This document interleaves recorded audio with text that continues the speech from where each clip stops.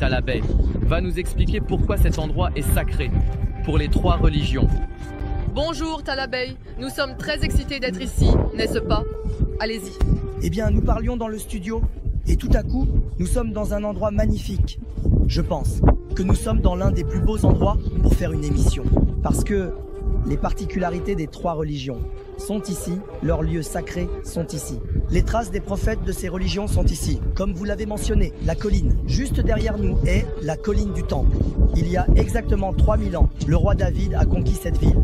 Et après la conquête, il a construit le temple de Salomon avec son fils, le roi Salomon, à l'endroit où se trouve le dôme du rocher que nous voyons.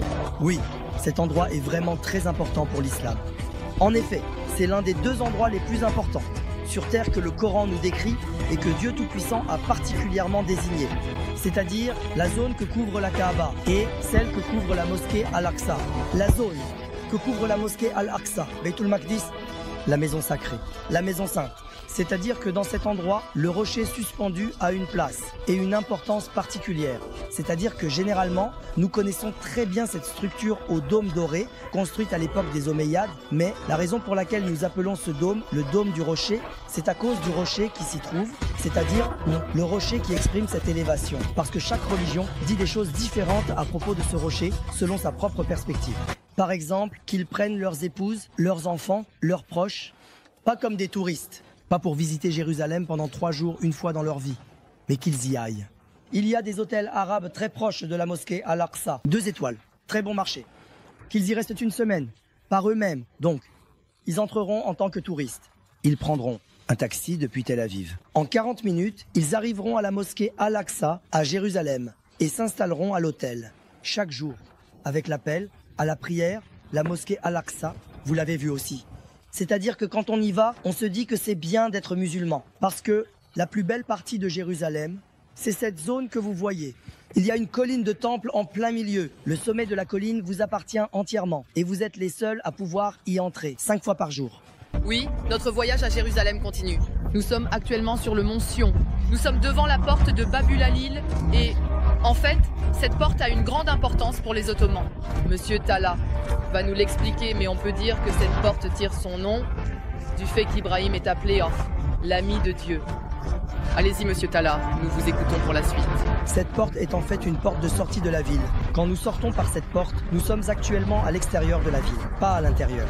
En continuant tout droit après être sortis, la ville qui se présente à nous est la ville de Halil. Vous serez vraiment surpris. Essayez de lire attentivement au-dessus de la porte. Vous avez probablement lu facilement la partie La ilaha illallah. Cela continue avec Muhammadur Rasulullah, non. Abraham. Oui. Est écrit Ibrahim Halilullah. Vous ne l'avez pas oublié. Oui, nous en avions parlé à un moment dans l'émission. Il est écrit Ibrahim Halilullah. C'est-à-dire que nous croyons en Dieu et en son prophète, le prophète Ibrahim. La raison pour laquelle il est écrit Ibrahim Halilullah ici, alors que sur les autres portes, il est écrit Mohammedur Rasulullah, et que des étrangers, c'est-à-dire des non-musulmans, entrent et sortent constamment par cette porte. Nous continuons notre visite de Jérusalem. Nous sommes actuellement devant l'église la plus importante de Jérusalem pour les chrétiens. Nous sommes devant l'église du Saint-Sépulcre. Il y a de nombreuses légendes à propos de cet endroit. Nous allons poser toutes les questions à Tala Uhur. Tout d'abord, on croit que la tombe du prophète Adam se trouve ici. On croit que Jésus-Christ a été crucifié à cet endroit. En nous retournant, nous voyons ici un escalier. Cet escalier date de l'époque du sultan Abdulmessid et il a une très belle histoire. Je veux aussi écouter cette histoire. Cette structure que nous voyons, c'est-à-dire l'église du Saint-Sépulcre, est très importante pour le monde chrétien. On dit parmi le peuple que la tombe d'Adam se trouve ici. Les chrétiens y croient. En fait, ils considèrent que la tombe d'Adam est ici, en voyant ses dimensions corporelles comme très grandes, et pensent qu'un très grand crâne est enterré ici. C'est pourquoi la colline sur laquelle nous nous trouvons actuellement s'appelle Golgotha, la colline du crâne.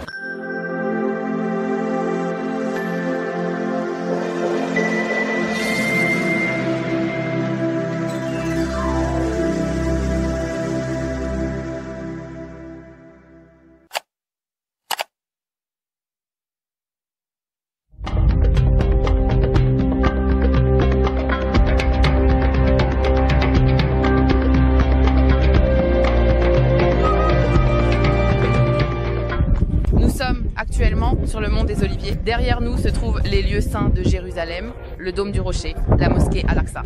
De l'autre côté, le mont Sion. Monsieur Talha, vous allez nous expliquer pourquoi cet endroit est sacré pour les trois religions. Bonjour Monsieur Talha, nous sommes très excités d'être ici, n'est-ce pas? Allez-y. Eh bien, moi aussi, vous savez, nous parlions en studio et soudain, un endroit aussi magnifique. Je pense que nous sommes dans l'un des plus beaux endroits pour faire une émission. Parce que les particularités des trois religions sont ici, leurs lieux saints sont ici. Les traces des prophètes de ces religions sont ici. Comme vous l'avez exprimé, la colline, juste derrière nous, est la colline du Temple. Il y a exactement 3000 ans, le roi David a conquis cette ville. Et après la conquête, il a construit le temple de Salomon avec son fils, le prophète Salomon, à l'endroit où se trouve le dôme du rocher que nous voyons. Une période importante de la vie de Jésus-Christ s'est déroulée ici. Par exemple, sur le mont des Oliviers où nous nous trouvons actuellement, il y a des grottes. Jésus-Christ a eu des discussions ici avec ses apôtres, en face, sur cette colline du temple où le second temple a été construit en 30 avant JC. Dans le temple d'Hérode, parmi les portiques, il a discuté avec ses apôtres. Et c'est ici qu'une embuscade a été tendue pour l'arrêter. Bien sûr, ils ont attrapé Judas et l'ont crucifié. Jésus-Christ s'élève au ciel, depuis un endroit situé à environ 30 ou 40 mètres d'ici. C'est-à-dire que cet événement célèbre de l'ascension au ciel, auquel nous, les musulmans, croyons, se déroule ici. De plus, le troisième événement, l'ascension miraculeuse au ciel, décrite dans la sourate Al-Isra du Coran, se déroule ici. Notre prophète arrive ici avec une monture appelée Burak. Juste derrière nous, derrière le bâtiment de la mosquée Al-Aqsa, se trouve la mosquée Burak, le mur de Burak, et l'endroit où cette monture est attachée. L'endroit où se trouve le dôme du rocher derrière nous, bien que le dôme d'or n'existait pas à l'époque, et d'où il vient, dirige la prière pour les prophètes, et s'élève au ciel avec le refref. Et l'événement de l'ascension se déroule ici. C'est en fait une question souvent confondue. Où se trouve la mosquée Al-Aqsa? Où se trouve le dôme du rocher? Dans lequel de ces lieux l'événement de l'ascension a-t-il eu lieu? En fait, nous parlons ici d'un terrain, n'est-ce pas?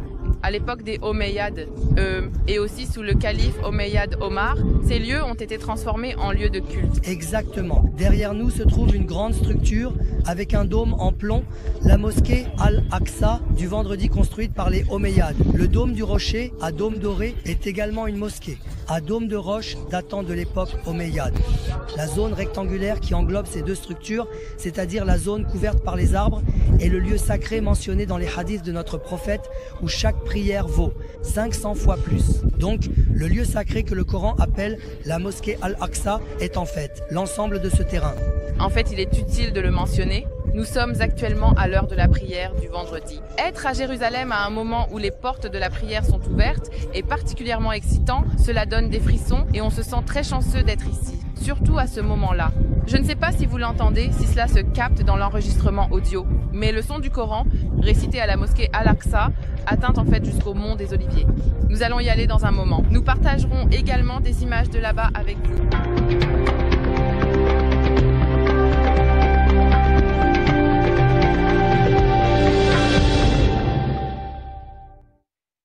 C'était un moment de prière du vendredi. Quand nous avons filmé ces images, pour vous les montrer, c'était comme si j'y retournais à nouveau. Tous mes poils se sont hérissés.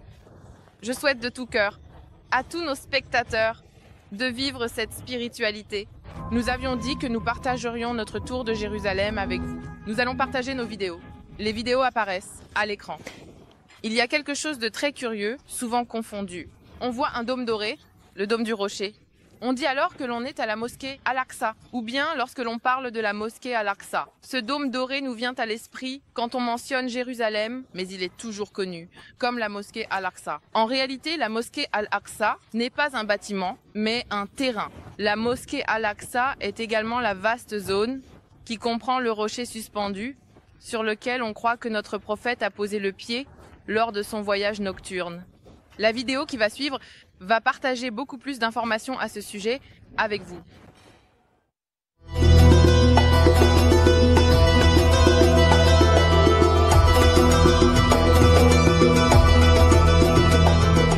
Oui, nous sommes actuellement dans un lieu très béni. Sur le terrain de la mosquée Al-Aqsa, nous avons devant nous la mosquée Al-Aqsa et derrière nous, le dôme du rocher. Construit à l'époque des Omeyyades, le dôme du rocher est érigé sur le rocher suspendu, qui est censé avoir été le point de départ de l'ascension céleste du prophète lors de son voyage nocturne. Avec l'occupation de Jérusalem par les croisés, ce bâtiment, qui a été transformé en chapelle pendant une courte période, a été restauré à son état actuel, avec la conquête de Jérusalem par Saladin en 1187. Il a été transformé en mosquée et est toujours utilisé comme tel. Il y a beaucoup de détails. Il y a beaucoup de choses à dire sur la mosquée Al-Aqsa, beaucoup de choses à dire sur le dôme du rocher. Talha Hurler va maintenant nous raconter les détails. C'est très beau et spéciaux détails. Oui, cet endroit est vraiment très important pour l'islam. C'est vraiment l'un des 2 endroits les plus importants sur terre, comme nous le raconte le Coran et que Dieu Tout-Puissant a particulièrement désigné. C'est-à-dire la zone que couvre la Kaaba et la zone que couvre la mosquée Al-Aqsa. La zone que couvre la mosquée Al-Aqsa, Baytul Maqdis, maison sacrée. C'est-à-dire qu'à l'intérieur de cet endroit, le rocher suspendu a une place et une importance particulière. En général, nous connaissons très bien cette structure à dôme doré construite à l'époque des Omeyyades. Mais la raison pour laquelle nous appelons ce dôme Kubetus Sahara, c'est-à-dire le dôme du rocher, et le rocher, qui est exprimé par cette élévation. Car chaque religion dit des choses différentes à propos de ce rocher. Par exemple, selon les sources israélites, ils croient que lorsque les eaux se sont retirées, le bateau du prophète Noé s'est amarré ici. Bien qu'ils ne soient pas comme nous, ils pensent qu'Abraham a sacrifié son fils Isaac sur ce rocher. Laissez-moi parler un peu de ce en quoi nous croyons aussi. Le roi David, avec son fils, le prophète Salomon, a construit le temple de Salomon sur ce terrain. Et c'était l'endroit où se trouvait le rocher suspendu, utilisé comme autel, le cœur même du temple. Nous savons que le prophète Salomon a sacrifié à plusieurs reprises sur ce rocher au nom d'Allah. Nous savons que le prophète David et Salomon ont prié à plusieurs reprises dans la grotte sous ce rocher, levant les mains et suppliant Allah. Nous savons également que lors de la nuit de l'ascension, notre prophète, paix et bénédiction sur lui, est descendu avec le Bourak à l'endroit où se trouve la mosquée du Bourak, a attaché le Bourak là-bas, puis a marché jusqu'ici. Il a dirigé la prière pour 124 000 prophètes à l'endroit où se trouve cette mosquée, puis est descendu dans la grotte sous le rocher pour diriger la prière pour les 4 grands prophètes. Et ensuite, depuis un endroit appelé la coupole de l'ascension juste derrière nous, il est monté au ciel, à la présence d'Allah sur le refrain. Maintenant, allons-y.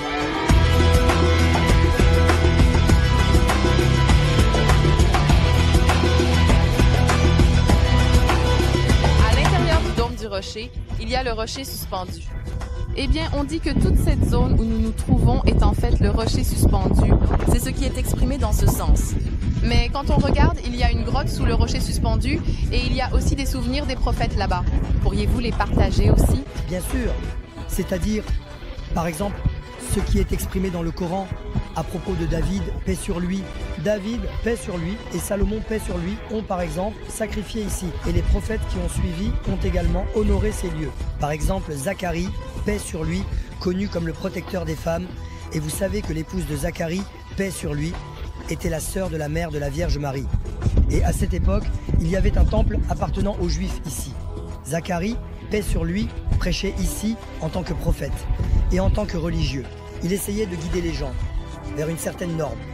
À cette époque, la famille d'Imran, qui a donné son nom à la 2e plus longue sourate du Coran, Ali Imran, eh bien, son épouse est tombée enceinte. Tout le monde pensait que l'enfant à naître serait le Messie. Et elle avait dit qu'elle avait consacré celui qui était dans son ventre au temple, mais l'enfant qui est né était une fille. Les Juifs n'autorisaient pas les filles à entrer dans le temple. Zacharie, paix sur lui, a dit que quoi qu'il arrive, cette fille entrerait dans le temple. Et il a pris sous sa protection cette petite fille, c'est-à-dire la Vierge Marie. C'est-à-dire que Zacharie, paix sur lui, est également entré dans cette grotte que vous voyez. Le fils de Zacharie, paix sur lui, qui a honoré cette cour, qui a écouté de nombreux sermons et conseils de son père ici, et qui a protégé Jésus, paix sur lui. Jean, paix sur lui, est également entré. Jésus, paix sur lui, qui discutait avec ses apôtres à chaque coin de rue, est également entré. Marie, paix sur elle, est également entrée dans cet endroit que vous voyez. Lors de la nuit de l'Ascension, notre prophète, paix et bénédiction sur lui, est également entré.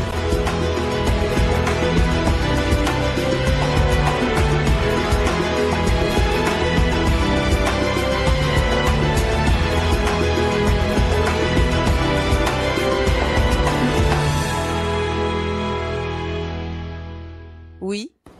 Quel quelle était la différence entre le dôme du rocher et la mosquée Al-Aqsa? Nous avons regardé une vidéo expliquant ce que nous devons comprendre lorsque nous parlons de la mosquée Al-Aqsa. Nous vous avons également montré ces lieux sacrés. Monsieur Talla, je vais également prendre vos commentaires. Vous avez probablement des ajouts. Mais quelques questions sont arrivées de nos téléspectateurs avec le hashtag #JenulIsterki. Par exemple, Madame Celine a dit « Si seulement nous pouvions aussi aller dans ces lieux bénis. » Grâce à vous, nous avons beaucoup appris. Nous vous remercions beaucoup. Allez-y. Par exemple, dans le cœur de notre peuple, la Mecque et Médine ont une place particulière. On y va, spécialement. Les gens vont en Omra une fois par an, tous les 3 ans, tous les 5 ans. Pourquoi ne va-t-on pas à Jérusalem en allant à la Mecque et Médine? Je ne comprends pas cela. Mais nous avons vu cela avec des groupes d'Omra, n'est-ce pas, une fois? Maintenant, récemment, le ministère des Affaires religieuses a lancé quelque chose de bien. On va à Jérusalem. On reste 2 jours à Jérusalem. Si vous vous souvenez, il y avait un grand groupe d'Omra, y compris des responsables de la mosquée Fatih. Oui. Ils étaient là-bas. Près de l'école de l'Apocalypse. Ils m'avaient même demandé de décrire les lieux. Ils ont même pris des photos avec vous là-bas. Maintenant, 2 jours à Jérusalem, puis on part pour l'Omra. Je veux dire ceci à nos précieux téléspectateurs. Par exemple, qu'ils emmènent leurs épouses, leurs enfants, leurs proches, pas comme des touristes, pas pour visiter Jérusalem pendant 3 jours une fois dans leur vie, qu'ils y aillent. Il y a des hôtels arabes très proches de la mosquée Al-Aqsa, 2 étoiles, très bon marché. Qu'ils y restent une semaine, par eux-mêmes, c'est-à-dire qu'ils entreront en tant que touristes. Ils prendront un taxi depuis Tel Aviv. En 40 minutes, ils arriveront à Jérusalem, à la mosquée Al-Aqsa, et s'installeront à l'hôtel, chaque jour, avec l'appel, à la prière, à la mosquée Al-Aqsa. Vous l'avez vu aussi, c'est-à-dire que quand on y va, on se dit que c'est bien d'être musulman, parce que la plus belle partie de Jérusalem est cette zone que vous voyez. Il y a une colline du temple en plein milieu. Le sommet de la colline vous appartient entièrement et vous êtes les seuls à pouvoir y entrer 5 fois par jour.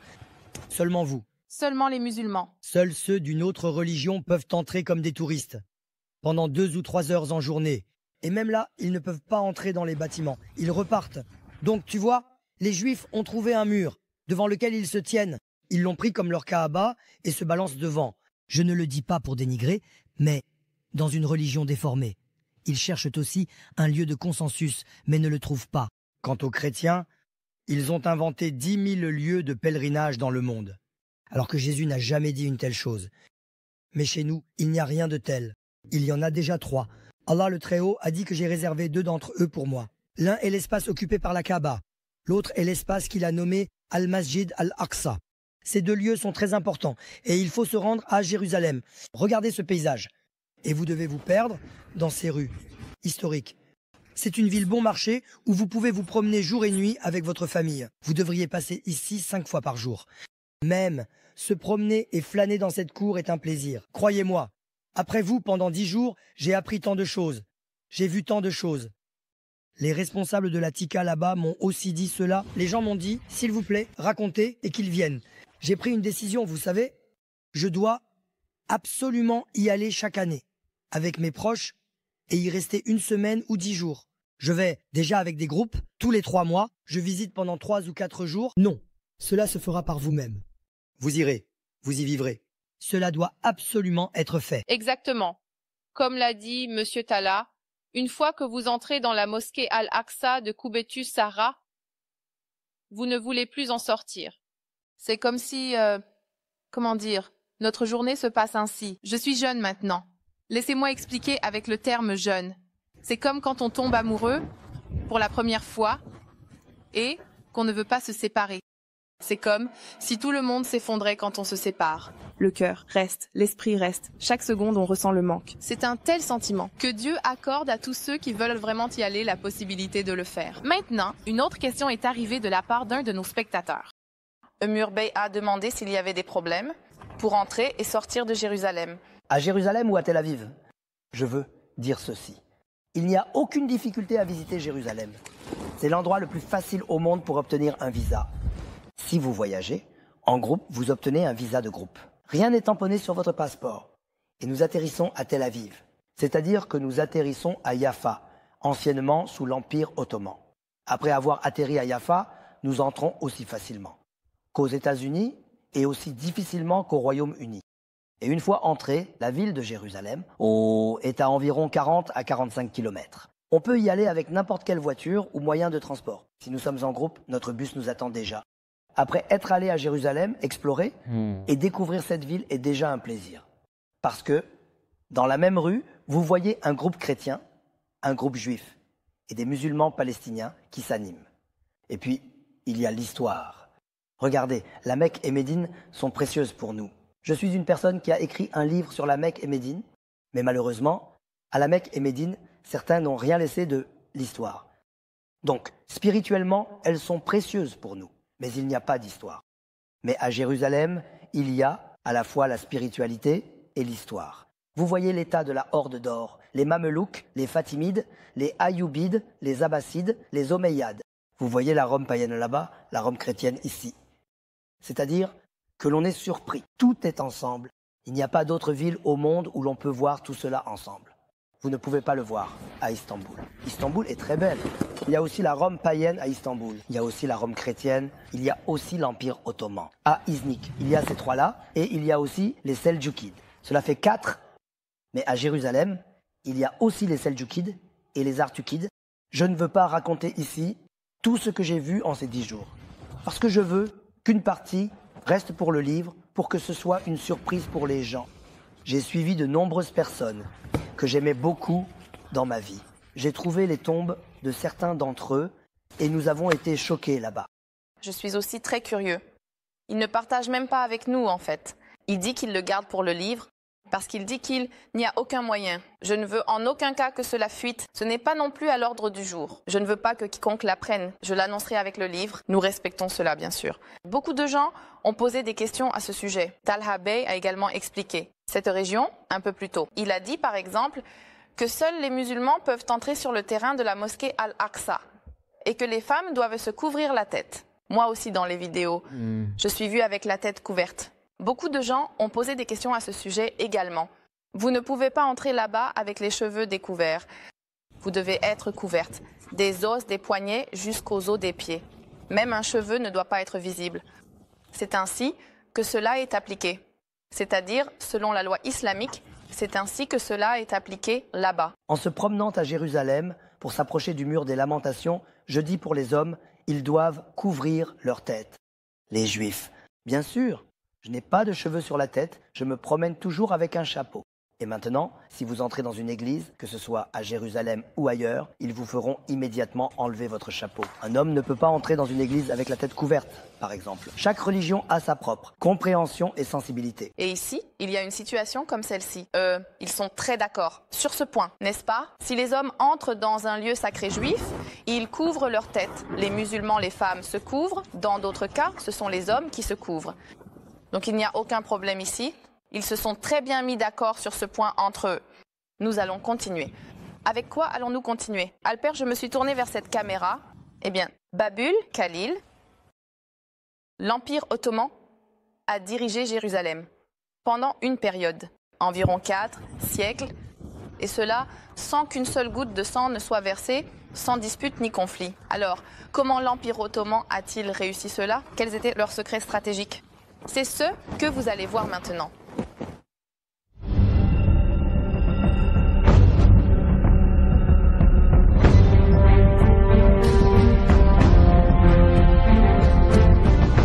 Oui, notre voyage à Jérusalem continue. Nous sommes actuellement sur le mont Sion. Nous sommes devant la porte de Bab al-Khalil et en fait, cette porte a une grande importance pour les Ottomans. Monsieur Talha va l'expliquer, mais on peut dire que cette porte tire son nom du fait qu'on appelle le prophète Abraham l'ami de Dieu. Allez-y, monsieur Talha, nous vous écoutons pour la suite. Cette porte est en fait une porte de sortie de la ville. Quand nous sortons par cette porte, nous sommes actuellement à l'extérieur de la ville, pas à l'intérieur. En continuant tout droit après être sortis, la ville qui se présente à nous est la ville de Khalil. Comme vous l'avez déjà mentionné, le tombeau du prophète Abraham se trouve là-bas à l'intérieur. Et c'est pour cela que ce nom a été donné. Maintenant, normalement dans les villes sous la domination ottomane, au-dessus des portes d'entrée de la ville, on trouve généralement la profession de foi, c'est-à-dire la ilaha illallah, Muhammadur Rasulullah ou la shahada. Mais cette porte nous surprend parce que si vous regardez la plaque juste à l'intérieur de la porte, depuis l'endroit où vous vous trouvez actuellement, vous serez vraiment surpris. Essayez de lire attentivement au-dessus de la porte. Vous avez probablement lu facilement la partie La ilaha illallah. Ensuite, ce n'est pas Muhammadur Rasulullah. Ibrahim Halilullah. Vous ne l'avez pas oublié. Oui, nous en avions parlé à un moment donné dans l'émission. Il est écrit Ibrahim Halilullah. C'est-à-dire que nous croyons en Dieu et en son prophète, le prophète Ibrahim. Alors que sur les autres portes, il est écrit Muhammadur Rasulullah. Ici, il est écrit Ibrahim Halilullah. Parce que des étrangers, c'est-à-dire des non-musulmans, entrent et sortent constamment par cette porte. Puis-je parler d'un souvenir à ce sujet? Bien sûr. Il y avait un ministre de l'Éducation nationale à l'époque de Turgut Özal, Vehbi Dinçerler. Un jour, il invite des ambassadeurs étrangers chez lui et fait imprimer cette plaque que vous voyez pour chacun d'eux. Il l'offre dans un grand cadre et dit en l'offrant « Nous avons fait cohabiter différentes races, couleurs et religions dans cette ville pendant 400 ans, sans verser de sang. Après nous, en 50 ans, vous avez transformé cela en des lacs de sang. C'est la raison pour laquelle nous avons gouverné en paix, dit-il, en offrant la plaque. » Un de mes amis journalistes, des années plus tard, pas beaucoup, peut-être 78 ans plus tard, est allé chez cet ambassadeur américain. Les journalistes étaient invités. J'ai vu qu'il avait accroché cette plaque en bonne place sur son mur. Elle était là, dit-il.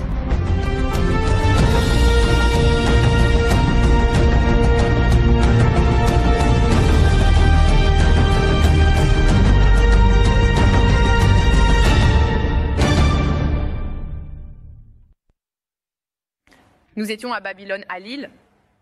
Un très bel endroit. C'est généralement une porte, utilisée par les non-musulmans dans la Jérusalem ottomane.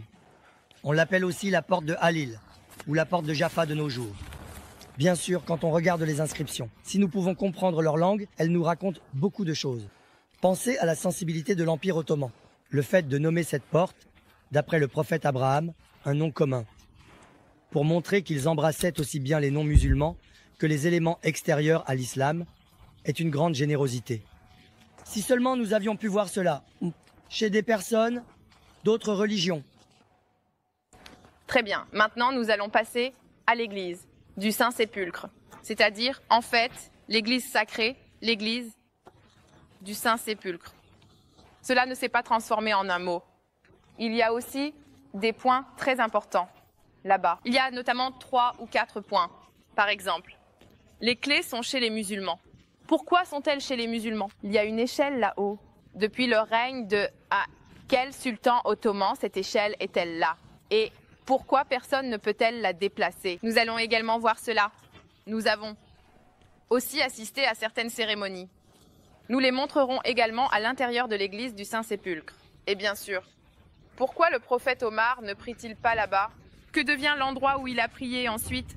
Nous en parlerons aussi. Regardons d'abord notre vidéo. Voyons les images. Nous discuterons de comment vous faire vivre cet esprit.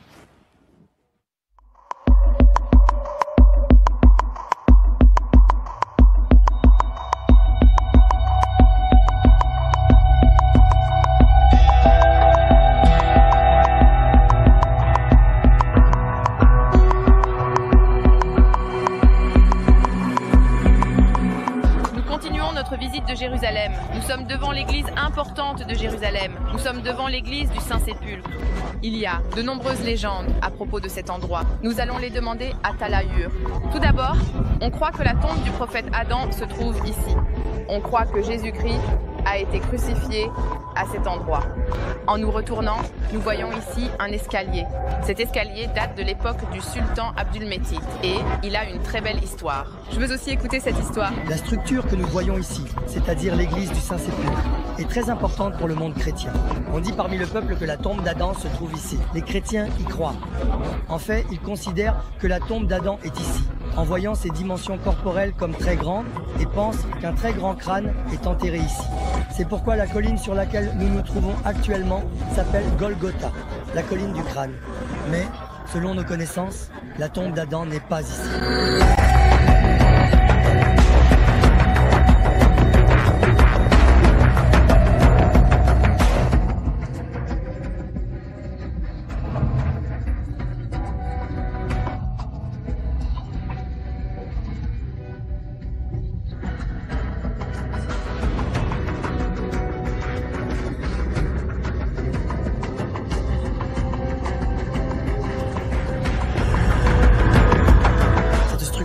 voyons est une colline. Sur cette colline, des milliers de personnes ont été crucifiées au cours de l'histoire. Ce jour-là, ils allaient en faire la même chose à Jésus-Christ. Mais par la volonté de Dieu, ils n'ont pas pu attraper Jésus-Christ. À sa place, Judas a été capturé. Ils ont amené Judas à moitié nu sur ce chemin et lui ont fait toutes sortes d'atrocités. Finalement, ils l'ont amené ici. Et ce jour-là, sur cette colline, il y avait 2 criminels vils et avides à ses côtés. Ils ont crucifié ces 3 personnes ici. Et Judas est mort sur la croix ce soir-là. Et Jésus-Christ n'est jamais venu ici pour être crucifié. Il était déjà parti de là avec les apôtres. Il est monté sur le mont des Oliviers et s'est élevé au ciel depuis la mosquée de l'Ascension sur le mont des Oliviers. Il y a une échelle en bois à l'arrière. C'est vraiment intéressant. Elle date du sultan Abdülmecid. Donc, depuis le sultan Abdülmecid, une échelle en bois est restée là, sans que personne ne la touche. Et non seulement personne ne peut l'enlever de là, mais ils vont aussi mettre une balustrade devant pour qu'elle ne tombe pas. Voici l'histoire. Chaque année, il y a une bagarre dans cette église. Allez sur Internet. Il y a eu une émeute à l'église du Saint-Sépulcre. Vous lisez souvent ces nouvelles. Quand ils se disputent, bien sûr, la nouvelle est envoyée à Istanbul. Il y a un tel problème. Que devons-nous faire? Un décret arrive du sultan Abdülmecid. Geler tout ce que chacun fait dans l'église. Jusqu'à ce que nous envoyions une nouvelle sanction, personne ne doit prendre la place de quelqu'un d'autre. C'est-à-dire une nouvelle règle de loi. Nettoyer les vitres des fenêtres était la tâche des prêtres arméniens. C'était leur place. L'homme est monté pour nettoyer la vitre et on lui dit de descendre. Pourquoi, demande-t-il. Il y a un ordre du sultan d'Istanbul. Il a été dit que tout le monde doit arrêter ce qu'il fait. Je vais au moins descendre l'échelle, dit-il. Ils disent que tu ne peux même pas toucher à l'échelle. Ils ont dit que tout doit rester tel quel. Et même l'échelle n'est pas descendue. Aucune nouvelle règle de loi ne vient de l'Empire ottoman. Même après la chute de l'Empire ottoman, personne n'a la force de descendre cette échelle de là. Pourquoi? Parce que dans cette église, seul l'Empire ottoman pouvait prendre une décision à laquelle tout le monde dirait oui. Comme il n'y a toujours pas de pouvoir étatique comme l'Empire ottoman, qui pourrait imposer sa volonté à tous, cette échelle en bois continue de rester ici.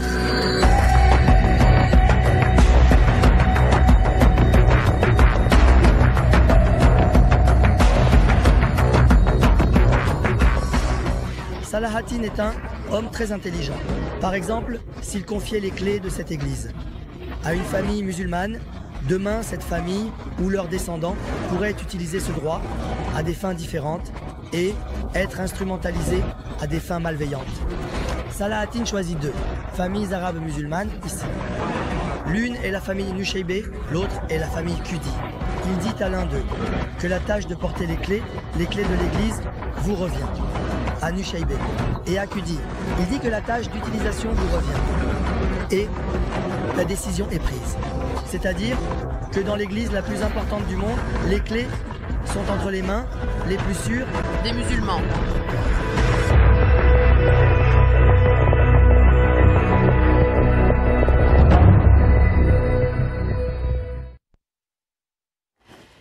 Oui, j'aurais aussi un remerciement spécial.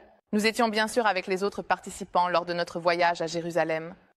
Ils étaient tous précieux et précieux. J'ai pris plaisir à les connaître, à passer du temps avec eux, à apprendre l'histoire avec eux et à partager l'histoire. Je leur envoie mes salutations à tous individuellement, mais j'envoie mes salutations spéciales à Kubra Usta. Car beaucoup des images que vous voyez dans ces VTR ont été prises avec l'appareil photo de Kubra. Merci à Kubra qui a partagé ces images avec nous et que nous avons pu utiliser. Après avoir dit un grand merci, je voudrais poser 1 ou 2 questions liées à cet endroit. Maintenant que nous sommes entrés dans l'église du Saint-Sépulcre, nous avons parlé de l'intelligence de Selahattin Nebi. Eh bien, en ce qui concerne les clés de l'église, il a fait preuve d'une intelligence supérieure. Eh bien, il y a un autre génie là-bas. Pourquoi le prophète Omar n'a-t-il pas prié dans l'église du Saint-Sépulcre? Et encore une fois, concernant le prophète Omar, ils vont lui remettre les clés de Jérusalem. Ils disent que votre calife doit venir. Que se passe-t-il ensuite? Allez-y. Le prophète Omar devient calife en 634. Exactement 2 ans plus tard, en 636, les armées islamiques assiègent Jérusalem. Et même plus au nord, les opérations militaires se poursuivent. Ils demandent « Que devons-nous faire? Devons-nous entrer par la force ?» Le prophète Omar dit non, c'est une ville sainte, ne forcez pas. Ils finiront par ouvrir la porte eux-mêmes, dit-il. C'est-à-dire qu'ils remettent la clé de leur plein gré. Et Jérusalem attend exactement 2 ans. Jusqu'en 638, en 638, celui qui dirige Jérusalem ce jour-là, eh bien, le chef des chrétiens, le patriarche Sophrone de Jérusalem, décide de remettre la clé de Jérusalem. Mais il a une condition. Il dit que je ne remettrai la clé qu'à votre chef d'État. Eh bien, le chef d'État, le calife émir al-Mu'minin, Hazrat Omar, est informé. Hazrat Omar se lèvera de Médine pour venir à Jérusalem et recevoir la clé. D'accord, je viendrai, dit-il. Il prend un homme avec. Mais voilà, Hazrat Omar ne prend qu'un seul chameau. N'y a-t-il pas de chameau ou de monture dans le trésor public? Il y en a, mais c'est Hazrat Omar, c'est différent. Un symbole de justice. Comment vont-ils monter? La distance entre Médine et Jérusalem est assez importante, peut-être plus de 1000 kilomètres. Il monte à tour de rôle sur le chameau. Il fait monter son assistant, puis il monte lui-même, puis il fait monter son assistant. Imaginez, le grand calife, le chef d'État, tient la bride du chameau. Son assistant se courbe en deux. « Oh monsieur, ne faites pas cela, montez toujours. » Il dit non, la justice l'exige. Il y a le fleuve de la Cisjordanie. Ils arrivent juste de ce côté du fleuve. De l'autre côté, le protocole attend. Le protocole de Jérusalem, y compris Sopromius. C'était justement le tour de monter sur le chameau pour l'assistant. L'assistant supplie. Monsieur, au moins ici, montez sur le chameau, il y a le protocole, ce serait gênant. Hazrat Omer dit non, la justice l'exige, et... C'est ton tour. Finalement, oui, dites-le. Non, je ne vais pas le dire. Continuez, je vous en prie. D'accord. Ensuite, lorsque Hazrat Omer s'approche bien de l'équipe en tirant la bride du chameau, il arrive. Pas de l'homme sur le chameau, très intéressant. Bien qu'ils ne le connaissent pas, ils vont vers celui qui tient la corde du chameau, Hazrat Omer, et lui tendent la clé. L'assistant sur le chameau est également surpris. Comment l'avez-vous reconnu? Comment l'avez-vous su? Ils disent, c'est à nous. Dans les informations qui nous ont été données dans nos livres, il était dit ceci, les clés de Jérusalem seront remises à une personne qui viendra en tirant la bride d'un chameau vêtu de vêtements déchirés.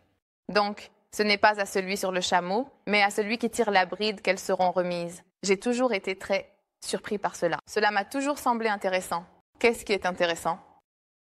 En fait, c'est toujours présent dans les livres sacrés des Juifs et des chrétiens. Qu'un prophète viendra, qu'une religion viendra. Et comme dans cette histoire, comme dans cette tradition, ils savent même à qui donner la clé, mais ils n'acceptent pas ce prophète. C'est très intéressant, les prêtres le savent.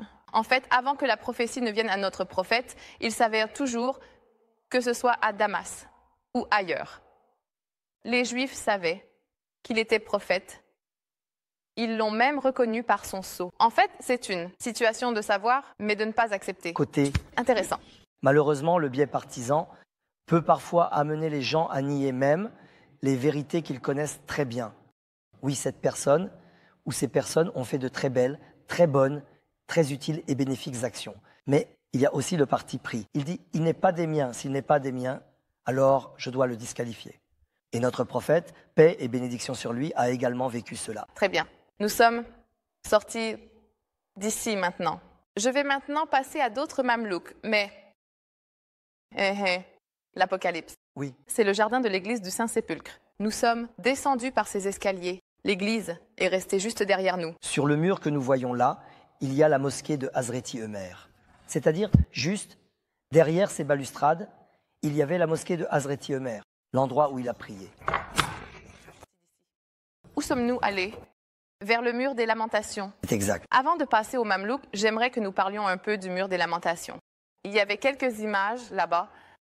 Pourquoi y avait-il quelques images? Pourquoi y avait-il si peu d'images? Parce que nous étions tombés sur le Shabbat des Juifs. C'est quand nous sommes arrivés. Oui, c'est exactement à ce moment-là que nous sommes arrivés.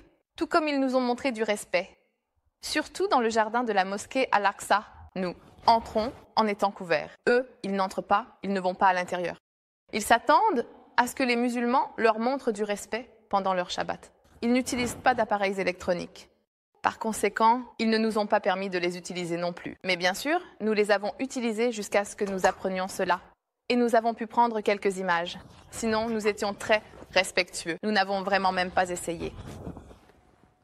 Allez-y, Monsieur Tala. En fait, ils utilisent même ce sujet contre Jésus.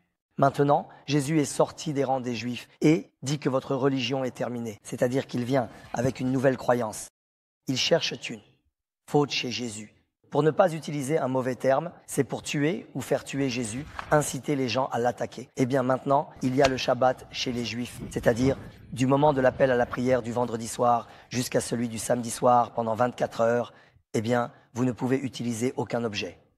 C'est-à-dire, vous ne pouvez pas les faire fonctionner. Si vous ne pouvez pas appuyer sur le bouton de l'ascenseur, vous ne pouvez pas non plus appuyer sur le bouton du four si vous voulez cuisiner.